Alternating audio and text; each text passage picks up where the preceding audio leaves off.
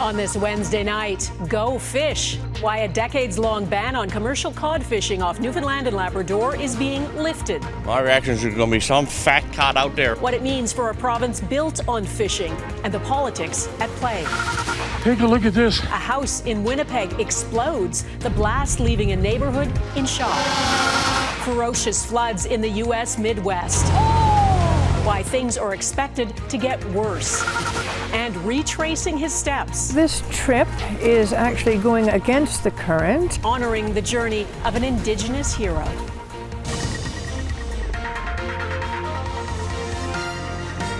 Global National with Donna Friesen. Good evening and thanks for joining us. There's a big development about an industry that's woven into the heritage and culture of part of this country. The commercial cod fishery in Newfoundland and Labrador is opening again in a limited way after 32 years. It's impossible to overstate what a blow the 1992 shutdown of commercial cod fishing was to Newfoundland. Overnight, about 30,000 people lost their livelihoods. Boats were docked, fish plants closed, hundreds of coastal communities that depended on cod for generations lost their economic and cultural heart. The cod stocks that Europeans once said were so thick they could hardly row a boat through them had been overfished. Eric Sorensen has our top story on why the moratorium on cod is being partially lifted now and what it means for the province. It's a small increase, but historic, says Ottawa, expanding the northern cod fishery that for generations was more than an economic necessity. It was a way of life in Newfoundland and Labrador. I think it'll be a good thing for the province. Now they await the details. Emotionally, I'm excited to hear that it's happening again. 32 years ago, the federal fisheries minister needed a massive police escort. And fishermen tried to force their way in for this devastating announcement. Effective at midnight tonight, there will be a moratorium on harvesting of northern cod. There were protests and blockades of foreign vessels. Foreign trawlers had overfished, but Canadian officials too had overestimated the cod's sustainability.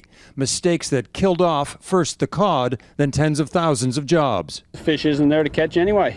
We knew that. Never ever thought it'd come to this day. See, it is. The plan now is to carefully build back the fishery. The moratorium will be lifted in areas where the cod were historically plentiful, off Labrador, to the north of Newfoundland, and to the east and the Grand Banks. The allowable catch this year will be 18,000 tons of cod, a far cry from 250,000 tons in the 1980s. Still, cod stocks remain very low, and a renewed commercial fishery is a risk, says the author of Cod Collapse. We continue to fish, not just cod, but critically depleted cod. By no stretch of the term is this the historic return of that commercial northern cod fishery. Cod was king. Conservative strategist Tim Powers worked for the federal fisheries minister during the cod crisis long ago. He thinks now the federal Liberals hope to bolster the 6 Liberal seats they hold in the province. All the seats in Newfoundland and Labrador are in jeopardy. It's not really surprising that the cod fishery is being reopened right now. I'll believe it when I see it. And while there are skeptics about what it will mean, I have to see what's on the go, I guess, you know what I mean, before I make a decision if it's good or not. Others welcome the news. There's going to be some fat cod out there, in it. If they haven't been touched in 32 years, they're going to be that big. An industry that meant so much to Newfoundlanders and Labradorians' ways of life is showing signs of a comeback. Eric Sorensen, Global News, Toronto. There is cautious optimism about a wildfire that's threatening the town of Churchill Falls in Labrador. It's raining today, and Premier Andrew Furey says that is providing some relief. The weather conditions are favorable such that the wind pattern in particular should keep it away from the town. That combined with, thank God, some rain. Yesterday, remaining workers at the major hydroelectric plant in Churchill Falls were forced to flee. That plant is now being operated remotely. The fires knocked out power in 2 western communities. Labrador City is now getting electricity from Quebec. The town of Wabush is still in the dark. In Winnipeg, crews are working to put out a fire after what's being described as a catastrophic explosion of a home. Firefighters say this house was destroyed when they arrived on the scene this morning. It's not known what happened or if anyone was home at the time. There are no reports of anyone in neighboring houses getting hurt. But some will not be going home tonight. Their homes are significantly damaged. There's an update on that tragic collision between a bus and a semi-trailer truck in Manitoba last year. The Crown and the RCMP said today no charges will be laid against the driver of the bus. 17 seniors on board that minibus were killed. It drove into the path of the truck. It's believed blind spots on the bus prevented the driver from seeing the truck.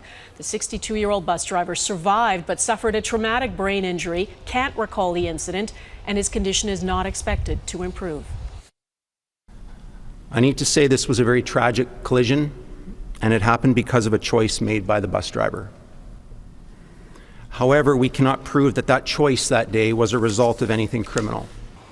The crash happened near the town of Carberry as the bus driver was attempting to cross the Trans-Canada Highway and drove into the path of the truck. RCMP, who interviewed witnesses and reviewed dashcam video from the truck, say the truck driver had the right of way. The decision not to pursue charges was shared with the victims' families during a meeting in Dauphin on Tuesday. It looks like a strike could be back on at WestJet. Talks between the airline and its aircraft mechanics have broken down again. The airline mechanics could walk off the job as early as Friday. Last week, the union called off a strike after both sides agreed to return to the negotiating table. WestJet says if a deal isn't reached, flights will be cancelled as early as tomorrow. Well, we're still working through the plan, so it's going to be a double-digit number. And then it will grow as we approach the actual strike deadline on Friday.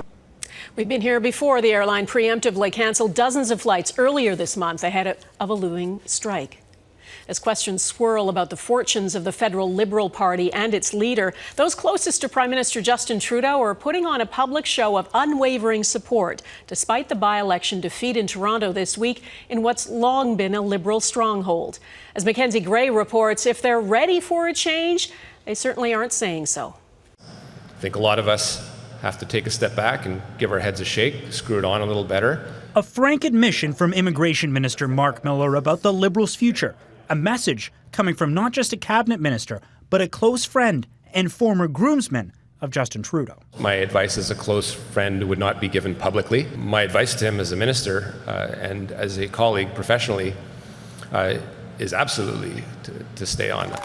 A sentiment shared by a number of current cabinet colleagues, many of whom owe their own electoral success to the Prime Minister. It's really easy to listen to Twitter and TikTok and social media. I challenge anyone to actually spend time in communities like Glace Bay and really see what's happening on the ground in Canada.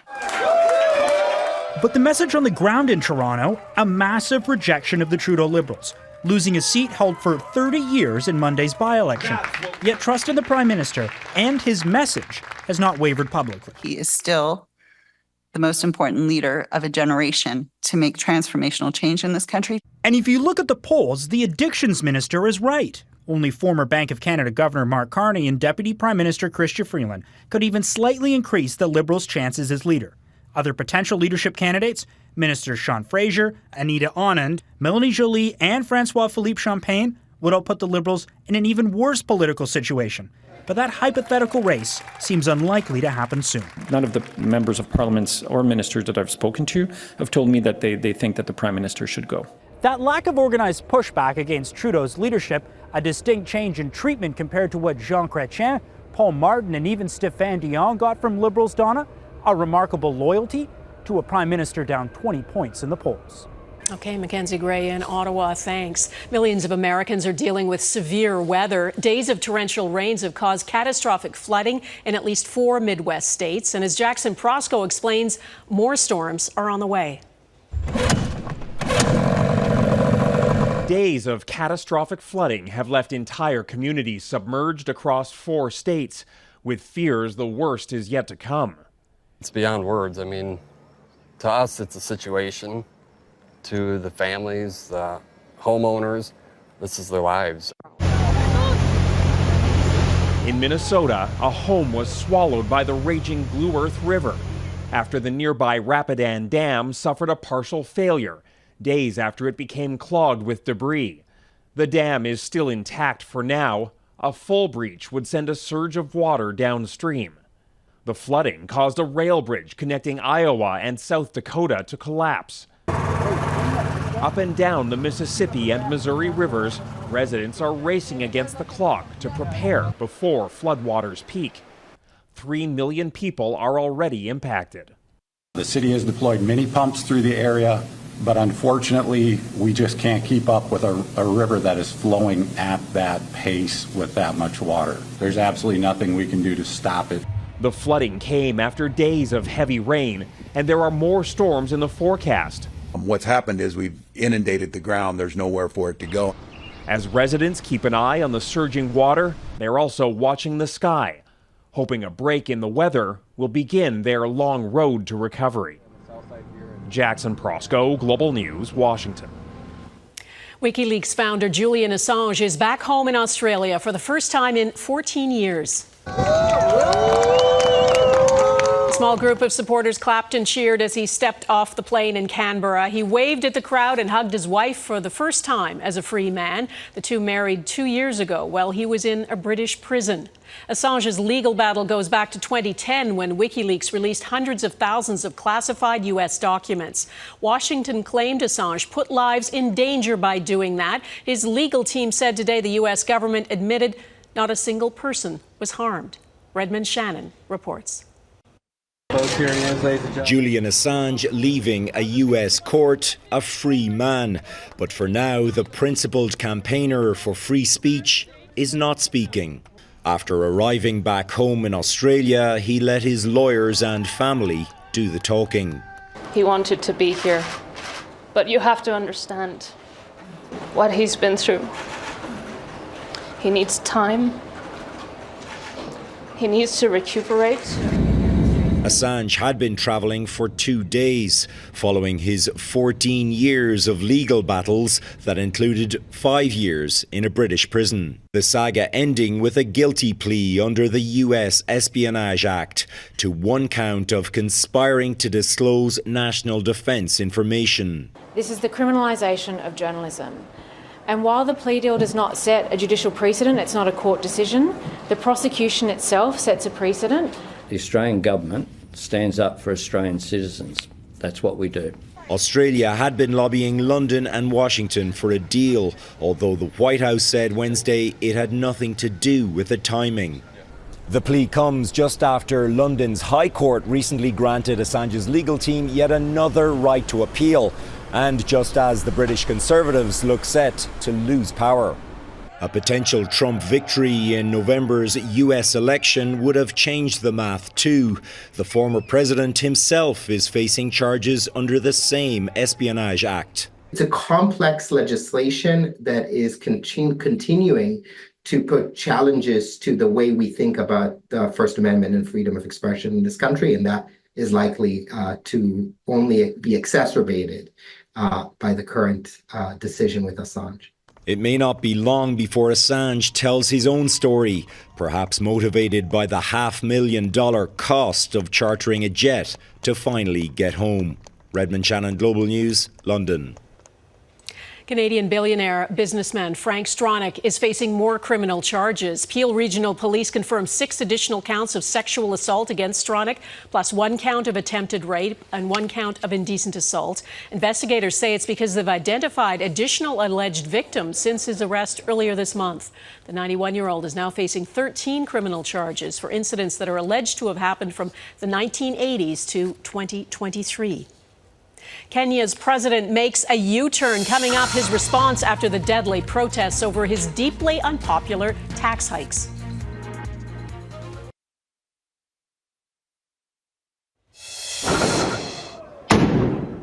Lots of uncertainty in Bolivia tonight over an attempted military coup. Heavily armed troops had taken over the capital's central square and stormed the presidential palace. A former military general who'd recently been fired said he wanted to restructure democracy, but Bolivia's president named a new army commander who ordered the troops to stand down. It appears they've begun to pull back from the palace, and the former general has been arrested. In a dramatic reversal, Kenya's president is scrapping his unpopular tax hikes that triggered huge protests across that country. The streets of the capital were eerily calm today. This is a major victory for the protesters who had stormed Parliament yesterday and threatened more demonstrations this week. They say the proposed finance bill would have caused more economic pain for people already struggling to get by. More than 20 people were killed in the demonstrations. The espionage trial for American journalist Evan Gershkovich has begun in Russia. The Wall Street Journal reporter appeared in court ahead of the secret trial. The 32-year-old was detained last March, suspected of trying to collect classified information. No evidence has been provided by Russia, and he has pleaded not guilty. Gershkovich is the first U.S. journalist to be arrested in Russia on espionage charges since the Cold War. If he's convicted, he faces up to 20 years in prison. Running dry ahead, how First Nations are calling for long overdue access to clean drinking water.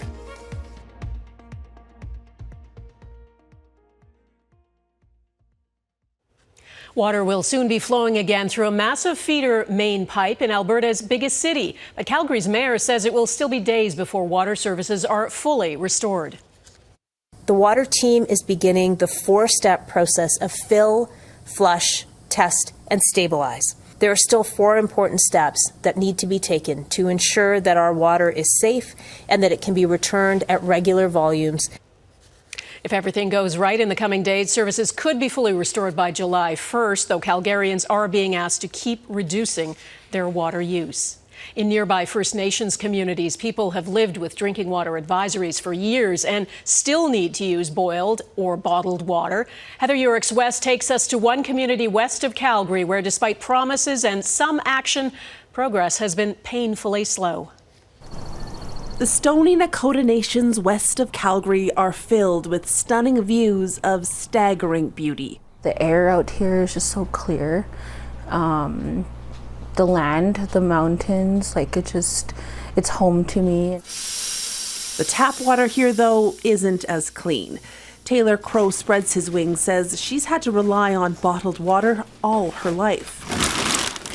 It is a bit stressful, just every day worrying about my kids having clean water, and then food, obviously, but I have to boil the water first. The federal government has been working to end long-term drinking water advisories in First Nations communities since 2015. As of June 8th, 144 have been lifted, with 30 more to go. But those advisories don't capture the full story. On the Stoney Nakoda Nations, a long-term boil water advisory was lifted here in 2014. Still, water concerns persist for those like Taylor who rely on cisterns or wells, and these nations are not alone. For example, Six Nations, we have to purchase our water, get it pumped in. So we don't fit the boiled water advisory, although you cannot drink the water from your well. It's hoped new federal legislation co-developed with First Nations will apply minimum drinking water standards to all communities. But progress on the bill has been incredibly slow. After years of consultation, the act finally was tabled last December. It's not expected to reach the Senate until the end of this year. It means, for Taylor, her lifetime reliance on laundromats and bottled water is unlikely to end anytime soon. Yeah, it does make me sad. Heather Urix-West, Global News, Stoney Nakoda Nations, Alberta. Oka to Ottawa. Next, why paddlers are retracing the journey of an Indigenous chief.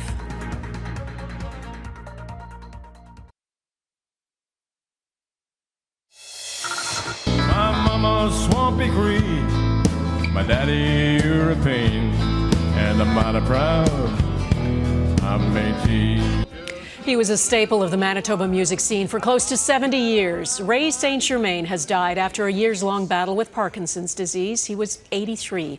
St Germaine was a member of the Canadian Country Music Hall of Fame, and he hosted the TV series Big Sky Country.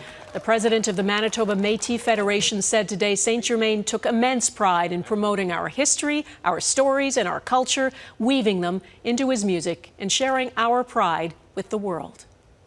Paddlers from across the country are paying homage to an Algonquin Grand Chief considered a hero and a leader. More than 200 years ago, Chief Constant Pinessi would canoe from Oka, Quebec to hunting grounds in Ottawa, a route that's being retraced today. As Phil Carpenter explains, the grueling journey will have different meaning for everyone taking part. Pretend there's a fish. Not everyone who's about to head out on this trip is an expert in the canoe. Hence the safety briefing at Oka Park just west of Montreal before this group of 17 paddlers hit the Ottawa River. Well, this trip is actually going against the current from Oka to Ottawa. It's roughly 154 kilometers. They plan to do it in 6 days. About 30 kilometers a day. The reason? To retrace the annual route of former Algonquin Grand Chief Constant Pinnessy from Oka to his hunting grounds in Ottawa. Pinnessy is a significant historic figure for the Algonquin people. He fought with the British in the War of 1812 and was chief of the Algonquins in the early 1830s. So for the past 2 years, we've actually celebrated Chief Pinnessy Day. This is the first year that we've decided to actually make this voyage. On the trip, his descendants. Wendy Jocko is his great-granddaughter times 6. I can trace my ancestry back to 1783. Rebecca Hay recently found out that she too is related to Pinnessy. Spend some time on the land, spend some time on the water, meet some relatives, learn, lots of learning. This trip is also significant for non-descendants. Jordan Tuax-Kohoko is doing it to honor his ancestors, both Mohawk and Algonquin. My ancestors used to make this route for fishing, trapping, and hunting, and I'm honored to be a part of it, and I want to do what they did. For others, it's a healing journey to come to terms with what happened to relatives. And non-Indigenous paddlers say it's a way to learn about an aspect of history that isn't told enough. That's the whole point of the trip, say organizers. We know about the colonial history, but very little about the Indigenous history. To change that, Jocko's group, Kichi-Sibi Trails, is trying to revitalize ancient Indigenous trails and waterways, and hope to make the Pinnessy Paddle event an annual one. Phil Carpenter, Global News, Oka, Quebec. And those paddlers are set to wrap up their journey in Ottawa on Canada Day. That is Global National for this Wednesday. I'm Donna Friesen. Tonight's Your Canada is the Exploits River in Bishops Falls, Newfoundland and Labrador. Thanks for watching and hope to see you here again tomorrow. Bye-bye.